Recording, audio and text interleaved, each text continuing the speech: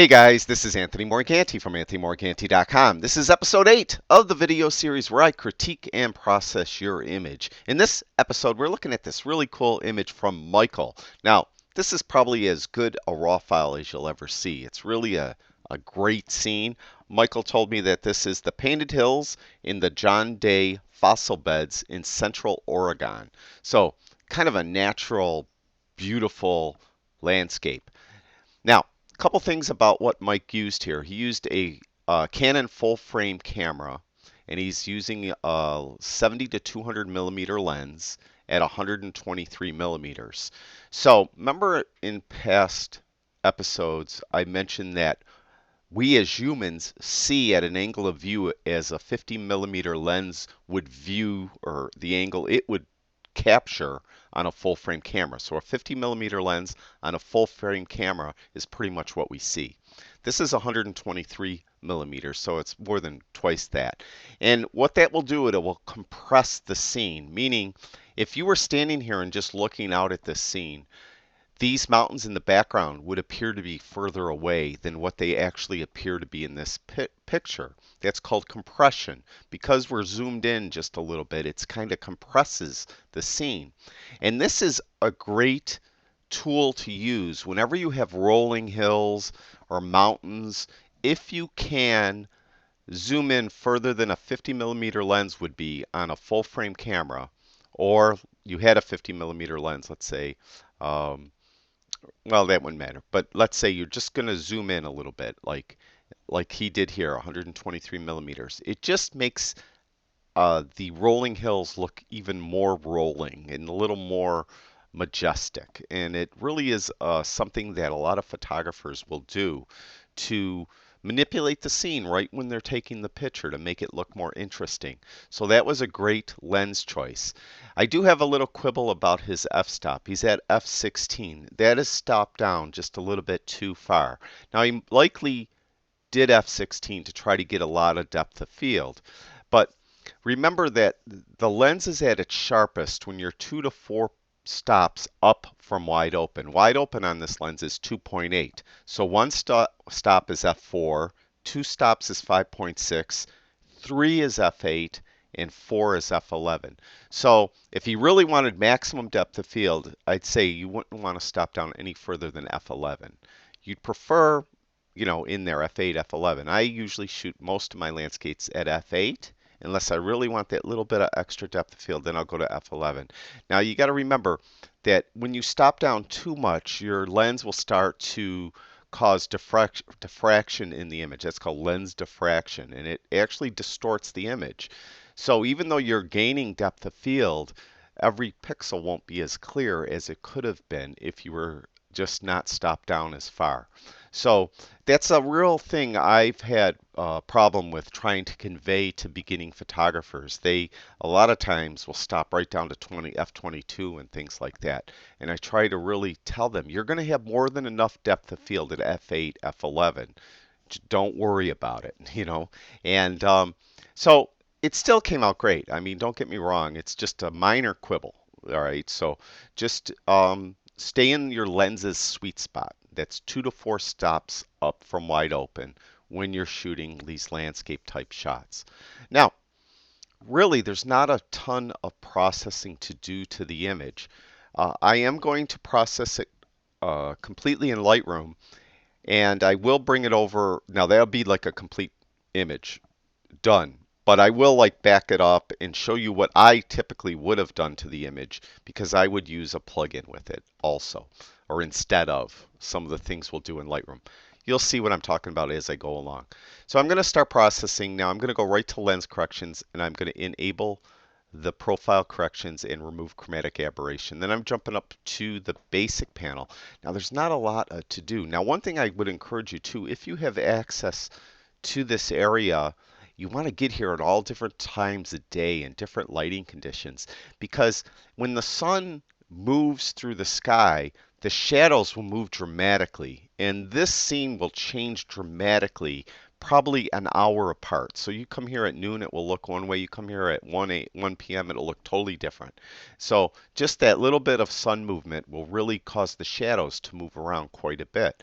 So if you could come to a site like this and, you know, throughout the day, different times of day, different lighting conditions, different cloud conditions, it will really change dramatically. So this is a scene you could shoot 1,000 times and every one of those pictures would be different.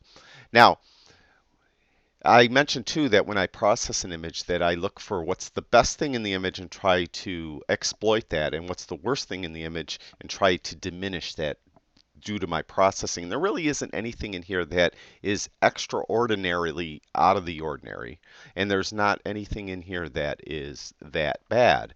There's a little shadow over here that bothers me a little, but I think that would get diminished once I add a vignette towards the end. Now, one thing about the composition that I would encourage, if it's possible, now I wasn't here, I don't know what the situation is here, but it's a great landscape image, but it doesn't really have that subject that could push it over the top. So what I'm getting at is if you had a person and they were somewhere around the rule of thirds point of intersection, if a person could, I'm not sure they have access or physically would be able to do it, be able to climb up and get to around where this point of intersection might be, like standing right here. It does two things. It's a focal point. So everyone's attention is brought to that person. And it's a thing called visual weight. When you have the visual weight, it's the person is very small in relative to everything else, but they're the focal point of the image, and that's kind of the definition of what visual weight means. So everyone is looking at that smaller person there. It also offers scale. So when you see, we pretty much know that people are in a range of like, 5 foot to 6 foot, most people. So you get an idea of what the sizes of everything around the person. So that's why you would want to have a person in there if possible. And it would just really push the image over the top. Now, with that said, we don't have it. So let's just process it and see what we could do. Now, personally, I like to bring highlights down, especially when we have the sky in the shot because it gives some more detail in the sky. Then I like to open up shadows, and this tends to flatten out the image a little bit. And I'll play with the two until I get a good ratio between the two, usually just visually. I usually don't look at the histogram. I've been in photography from before there was digital. We used film and we didn't have histograms back then. So we learned how to really see light, and we didn't really have the ability to look at a histogram. So I'm not one of those people that really looks at histograms too often, and most often this is closed on my Lightroom. I don't even bother with it, and I'm not saying that's the right way to do it. It's you should use all the tools offered to you to get your image processed optimally, and using the histogram very often will help. Personally, though, I just don't use it as much as I probably should. So I'm going to bring vibrance up. I don't want to go too crazy with vibrance or saturation because it is a very colorful scene to begin with. And we just don't want to make it, too gaudy looking.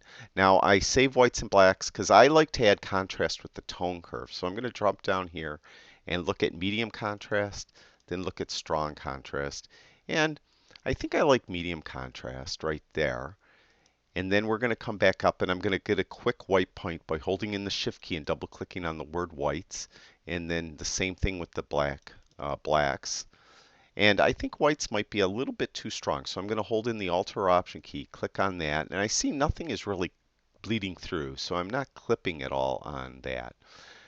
It still seems a little bit strong to me though. So I'm actually going to go up to highlights and see what happens if I pull those down. Not much is happening with that. So I will take whites and just visually pull it down a little bit. Now that's just going by my eye and what pleases me. So that's very subjective. So I'm just going to pull that down a little bit. I'm just looking at what the contrast is on the hill right here and in the sky and get it so it's visually pleasing to me. Now, we'll jump down to detail, and there really isn't a lot of noise in this image at all. there is some. So I'm going to leave sharpening at 25, and I'm going to put noise reduction up until I see it gone. And it's actually pretty much gone at 50.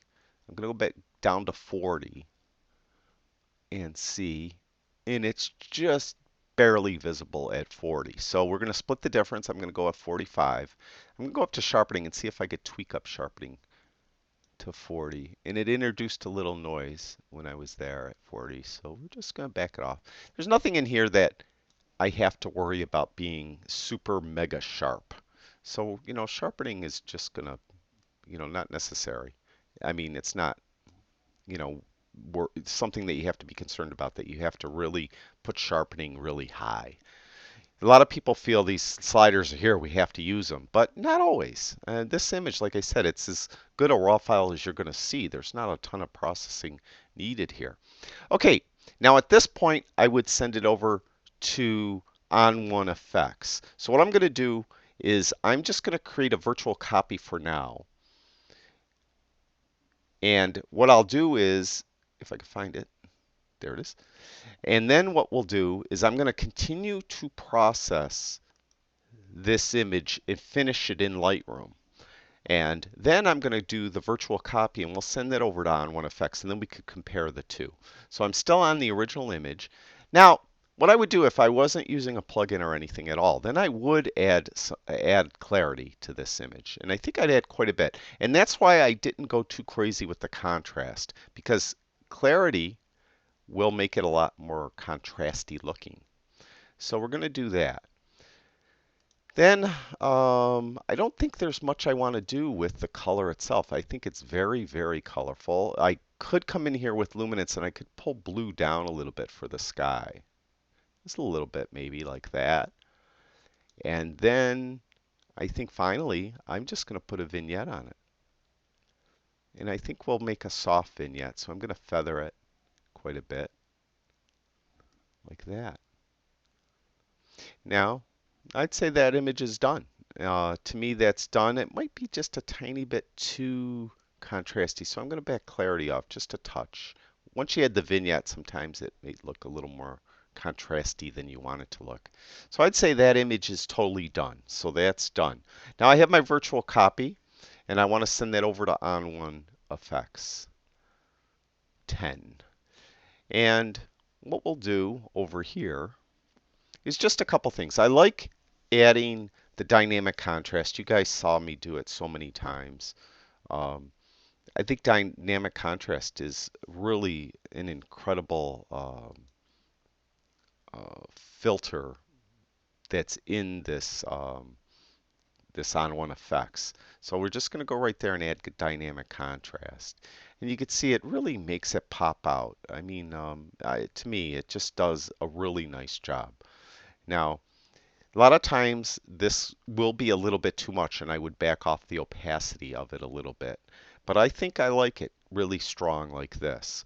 And now I think I'll just add a vignette. It's as simple as that. And we'll try that soft. I usually like the soft one. I think that looks good right there. So I'm going to say it's done. So now we'll compare the two.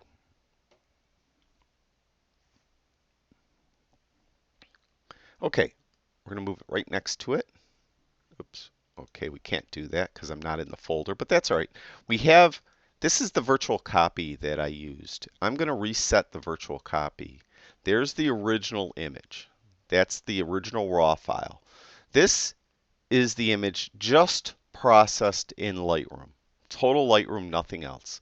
Here is the image that we started out in Lightroom, and then I sent it over to On1 Effects. It looks very similar, doesn't it? Very similar. That's On1 Effects. That's Lightroom. On1 Effects, Lightroom. Now the main difference between the two is that in the Lightroom version, I added a lot of clarity and sharpening and stuff like that. Just clarity and, no, I don't even know if I added. I don't remember even if I did the detail in the other one, but it doesn't matter. It was mainly clarity in the Lightroom version that we added. So there is On1 Effects, and there is Lightroom. On1 Effects, Lightroom. On1 Effects, Lightroom, the original image. That's it. I hope that helps. And the whole thing, why I kind of picked this image, first of all, it's a beautiful image, Michael. It's great. But beyond that is I picked it because there's not a ton of processing we had to do here. And a lot of times, a lot of people when they're first starting out, I feel that they think they have to do a lot to process their images. And sometimes you don't. I mean, the scene was great. So in this case here, it worked out well. So thank you very much, Michael, for sharing this with us. Thank you, everyone that watches my videos. I truly do appreciate it. I'll talk to you guys soon.